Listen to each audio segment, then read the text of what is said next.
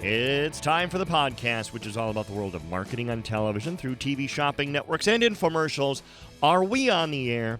I'm your host, Sean Wilsey, and for over 29 years, I've hosted shows on cable shopping networks, generating billions of dollars in sales. Now, I want to be your guide into this world, explaining how it works, why it works, what doesn't work, and introduce you to the people who are making it the success it is today. And as I said on the last show, I'm definitely an ad-lib person, not used to working off scripts that well. I do joke, though, whenever I'm asked to do, because I do most of the voiceover work for Shop LC, and I brag about being one-take Wilsey. I'm one-take Wilsey. Well, if only that were the case. Usually there's several takes. And actually, that totally unintended little mess up there kind of ties into the topic that we are going to be taking on today. We're going to skip doing part 2 of our Ask Me Anything segment for probably till the next show, because I've been wanting to get this one out here before we start getting our guests, Bob Circosta and Marvin Siegel and some others on. Because for those that think that they might want to get into selling on television, whether it's through infomercials or it's through cable shopping networks or whatever, there's a lot to be learned from the pioneers in this industry. Now, I don't mean the pioneers of this industry, television shopping. I'm talking about the pioneers of television. We are going to go back to the 1950s. We're going to go back to the 1960s, and then we're going to jump ahead to the 1980s and look back at very successful television pitchmen. And again, using the term only because it is simply gentlemen that we are going to be showing you here. In the earliest days of television, you had a TV show, a game show, soap opera, talk show, just about anything at all, especially on daytime TV, where you would have a host. Soap opera, bad example. Talk shows, game shows, variety shows. And either the host or the announcer would do live commercials for whomever the sponsor of the show was. Geritol was a popular sponsor of some game shows, and you would have had the host do a live commercial for Geritol. I think of that because if you saw the movie Quiz Show with Robert Redford directed in the 90s, the quiz show involved was sponsored by Geritol, and the host would do a live commercial for Geritol every time that game show 21 was on the air. And many times these hosts started in radio, most of the time, in fact, and they were experts at using their voice, experts at conveying emotion, because that's what radio is. It is storytelling, but it's painting visual pictures. And some of the greatest hosts of all time started in radio, because you learn how to paint pictures. And I'm going to play some examples for you here, and we'll analyze these as we go through as to what makes them so good. The first one, this is mid-1950s somewhere, Arthur Godfrey, who had a talent show on daytime television, and he would do a live commercial for Lipton instant soup. You know, just like the packets of soup that you buy today in the grocery store. Well, they had them back in the 1950s. And so we're going to listen to him do a live commercial for Lipton soup. I'm challenging you to resist a bowl of soup after you hear this. You are going to be craving soup. But how about some of that chicken noodle soup for spring? You cook it in 10 minutes. Makes 4 to 6 servings each, depending on whether you really love soup or not. You know, just want a little bit. All you want is just a little cup, a little bowl. As you start the meal, it's good for your insides. Did you hear how he said that? It's good for your insides. It's good for you inside. There was a real emotion there. There was a connection, wasn't there? It wasn't just, it's good for your insides. You know, that would convey it completely differently than the way he just said it. Again, it's using his voice. All of a sudden now, it just seems warm. Because he mentioned springtime, so the weather's still cold. I'm sure he was doing this from New York City. So the weather's still cold. Nice warm soup. Good for your insides. There's plenty of noodles in there. And there's chicken there, too. You won't find it, but it's there. There's chicken. Guaranteed there's chicken. Guaranteed. If you find any, bring it to us, will you? But it's there. And it's delicious. Really delicious. Because you make it yourself, like you do all the other Lipton soups. Lipton chicken noodle, onion soup, green pea soup. Do you hear how his connotations and his tempo changed? It's delicious. But then he was getting more matter of fact, and so now all of a sudden he's talking in a little bit more of a straightforward conversational tone because he's delivering straightforward information. He's not going at your emotion. He's going to do that again, though, but for the moment he's delivering information. Vegetable soup or tomato vegetable soup. And that green pea soup, oh boy. They're all good. And the reason that they're good is that what you buy here are ingredients. It's not a canned soup that you just add water to and heat. No. You cook these. These are ingredients. It takes 8 to 10 minutes, depending on the kind of soup. See what he just did, too? The objection a lot of people would have to this, no microwaves then, is, well, this is going to take longer. You know, when I want soup, I want it now. Easier to put it all in the pan and just heat it up. He says, yes, it's going to take 8 to 10 minutes, but these are ingredients. You're cooking it. Because you, as a salesperson on television, have to anticipate objections. You have to, in the back of your head, be thinking, what's their objection going to be? And you've got to find a way to go around and counter that objection. And he just did that brilliantly. You cook it yourself. It's homemade, and therefore it has that flavor. And it has the flavor of the kind of soup that ordinarily, if you were to make it the old-fashioned way, would take hours of simmering on a hot stove all day. You do it in 10 minutes. Again. Sure, I know. When you go in the grocery store, there are all those cans that are so easy to pick up, and you have to go way on down till you find the Lipton envelopes. But do it one time.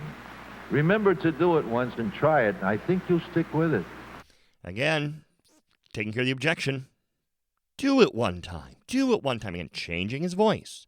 Do it one time. Not commanding you, but really urging you. Do it one time. You'll find that the difference is worth the little extra effort. They are delicious soups made. They are delicious soups. Changing his tone again. Lipton. Try them. Lipton always likes it if I take a taste. I will therefore take a taste. Again, this is a lot more of a visual. Oh, look. See all the noodles in there? Showing you the noodles. Chicken. Steam coming off of it. Obviously, there's some sort of an ongoing joke about the chicken. And so he's...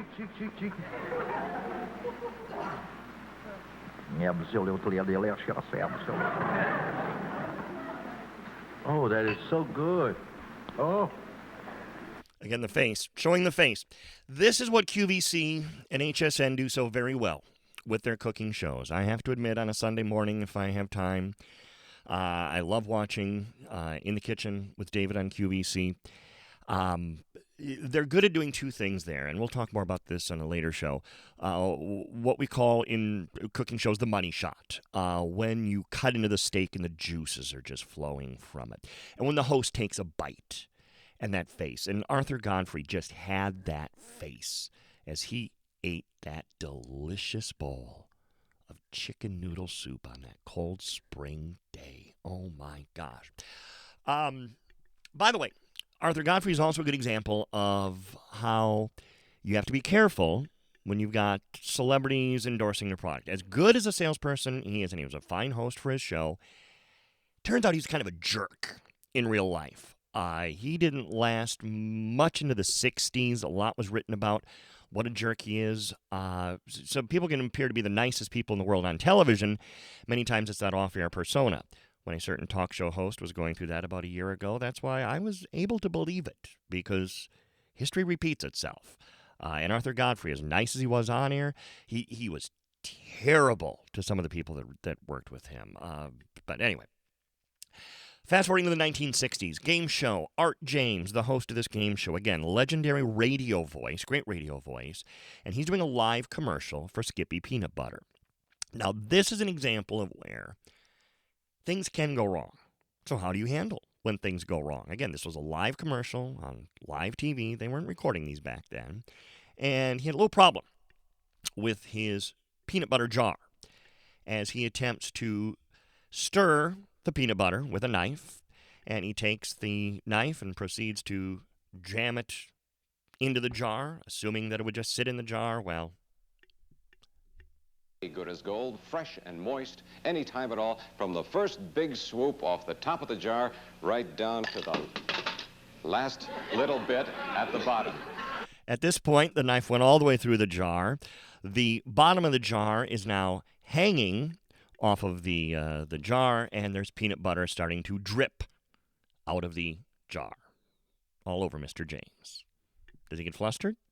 Does he finish the commercial? Watch. Listen. So for happy young faces, at all times, make sure you've got Peter Pan peanut butter on hand at bedtimes, all times.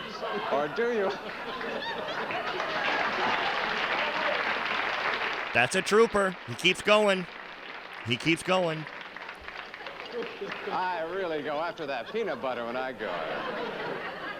Well, listen, I must have weakened it through the 2 or 3 run-throughs of the commercial we had before. It's great peanut butter. The jar is something else, I tell you that. Buy some Peter Pan peanut butter, will you? Oh, my mother told me there'd be days like this, yeah. That was so brilliantly done. I can't even begin to compliment him enough. I mean, that was taking a moment that, frankly, I hate to say it today, would throw a lot of hosts in this industry into a total panic when things don't go as planned. And that's part of the problem with the way the shows these days at the big networks are so prearranged and so preset. If something like that happens, you've just thrown off the whole plan. What do we do now? It was live TV. He went with it. He finished the commercial. I have to believe the Peter Pan people were thrilled with the results of that.